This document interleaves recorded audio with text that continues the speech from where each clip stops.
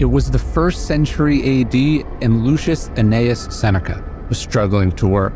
The problem was the ear-shattering, soul-rattling noise that poured in from the street below. Athletes worked out in the gymnasium underneath his suite of rooms, dropping heavy weights. A masseuse pummeled the backs of old, fat men. At the entrance of the building, a pickpocket was being arrested and making a scene.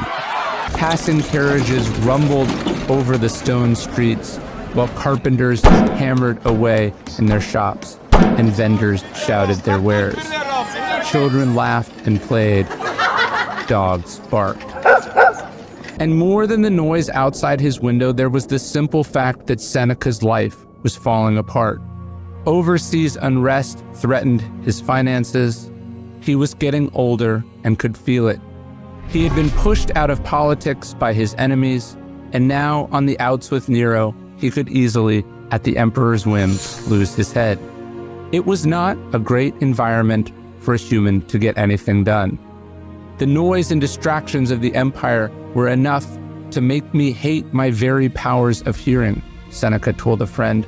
Yet for good reason, this scene has tantalized admirers for centuries. How does a man besieged by adversity and difficulty not only not go out of his mind, but actually find the serenity to think clearly and to write perfectly crafted essays which would reach millions upon millions and touch on truths that few have ever accessed? I have toughened my nerves against all that sort of thing, Seneca explained to that same friend about the noise. I force my mind to concentrate and keep it from straying to things outside itself. All outdoors may be bedlam, provided that there is no disturbance within. Isn't that what we all crave?